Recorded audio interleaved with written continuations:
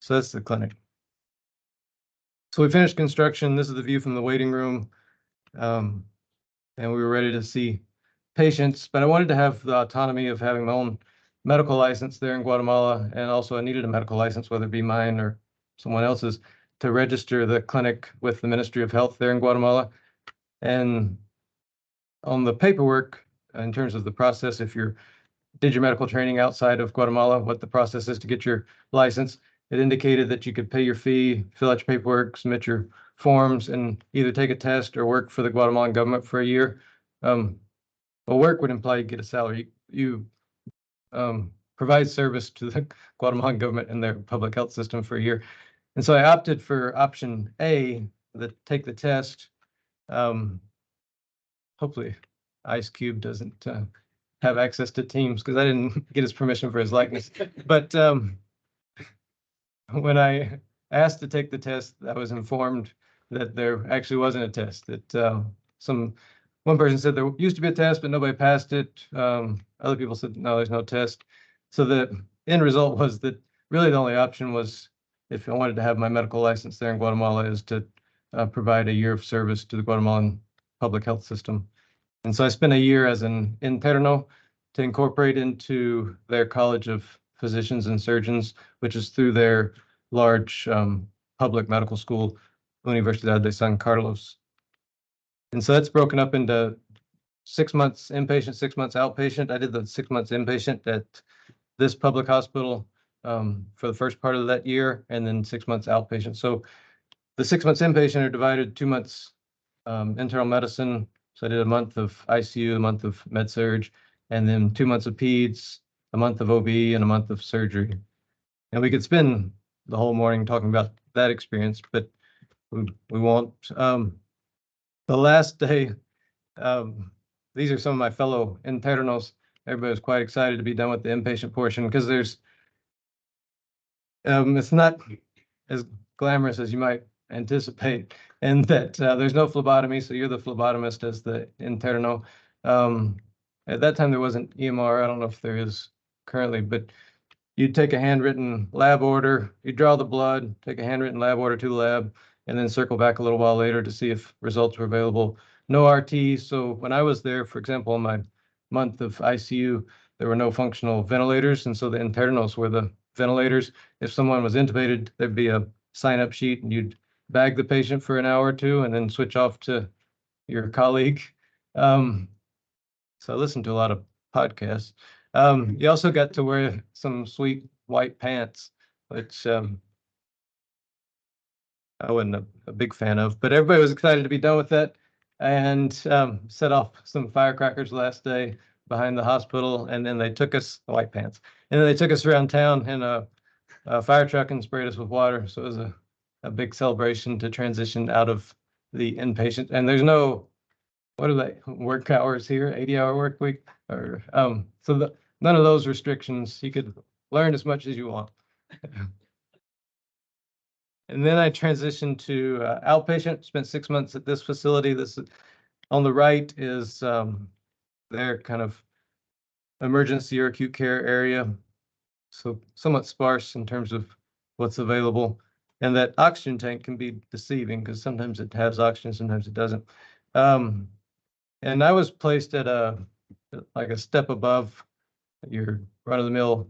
So it goes Puesto de Salud, which is usually manned by a nurse, and Centro de Salud, which is mostly outpatient clinic. And then this was a CAP, so Centro de Atención Permanente, and so they provided some additional services, hence the emergency area. And I didn't try to choose to do that year, and I wouldn't necessarily choose to do that year again, but I did learn some valuable lessons, positive and negative, from the experience.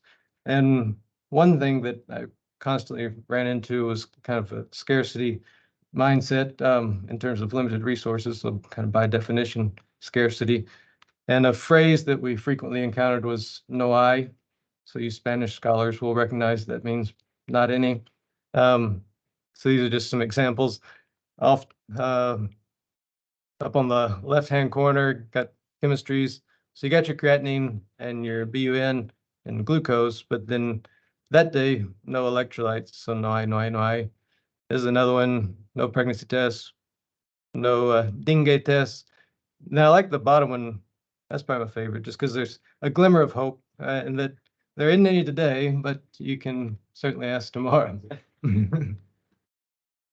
And sometimes I, pero, um, so for example, the handwritten note on the left is alerting everyone that there is now oxygen in the ER, but that of course implies that at some point there was not supplemental oxygen. Anyone know what the picture on the right is? Those items under the hood.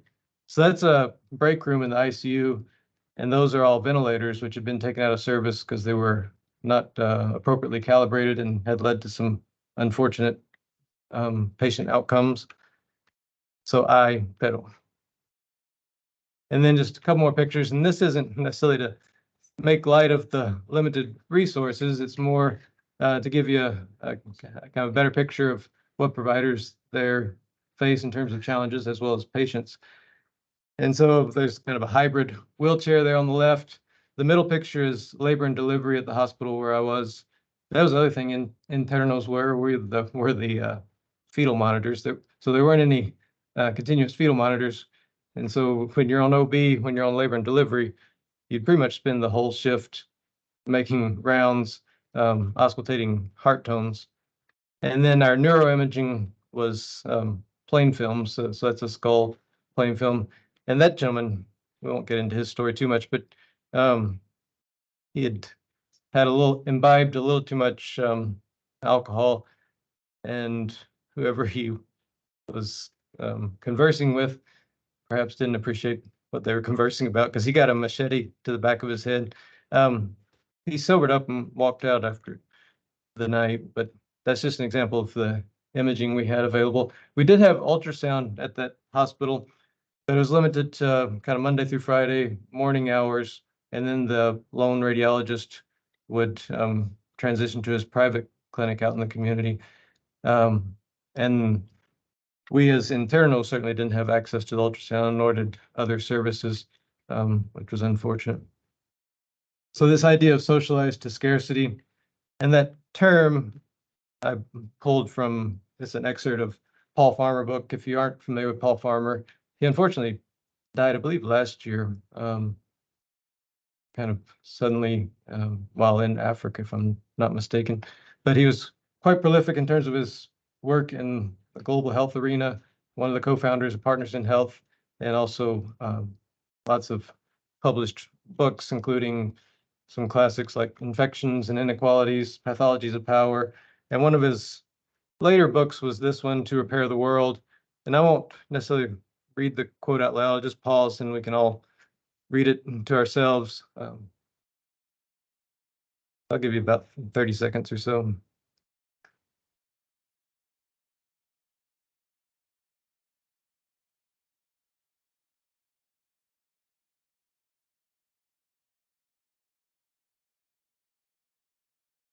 So it's a short excerpt, but the words and the ideas that it communicates are powerful in terms of touching on socialized to scarcity, and also that last line of must resist the impoverishment of aspirations. So we've drawn inspiration from Paul Farmer and his work and our work, and to combat that socialized to scarcity mindset, our facility has focused on transfer of technology and also capacity building. And this is our resus area. I can give you a quick tour. So this is a cart for neonatal resuscitation. We do have oxygen and oxygen concentrator, infusion pump, suction that works, patient monitor with continuous end-tidal CO2, ventilator. The ventilator is courtesy of the Ventura Rotary Club. They came down and delivered that. And so we can do non-invasive and invasive ventilation. We have an AED back in the corner, which is kind of a backup to our defibrillator. For some reason, that's not working. Defibrillator that is also a critical care transport monitor. So it has connections for invasive pressure monitoring, CVP, arterial line, and crash cart, procedure cart, fiber optic bronch. So we've got lots of technology and toys on site, including, so there's the ventilator. Oh, that's Charlotte. She's my third child, and she's got chubby cheeks. Um, she's now 8, so she's changed a little bit. But those are the Rotary guys when they came down to deliver the ventilator. And then we also have a Lucas, which doesn't get a lot of use, but in our setting, you could argue that it's even more valuable than, say, here at VCMC or another higher resource setting, and that we don't have an abundance of human resources. And so if someone's in cardiac arrest and needs high quality CPR, it's nice to be able to free up hands. And to the left there is perhaps a familiar face, Matt Kappen. He and his family came down, and there he's working with Josefina on some Lucas training.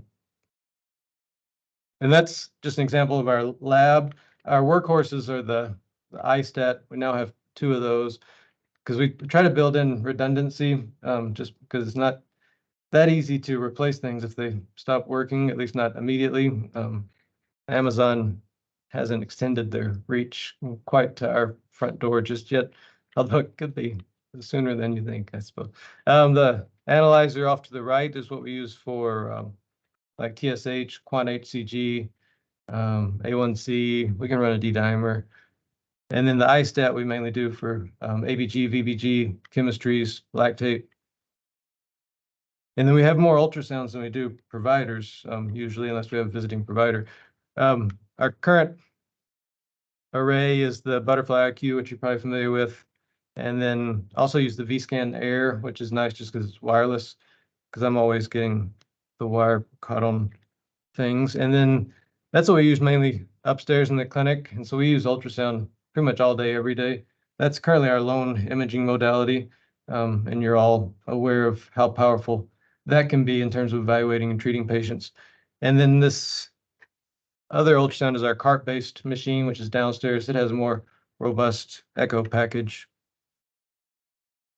And so we've tried to combat the socialized to scarcity and come at it more from an abundance mindset, and being what some might consider unreasonable in that respect. And this is Dina. She's my wife's youngest sister, and she did her medical training there in Guatemala and is also full-time with us as of the last 2 or 3 years.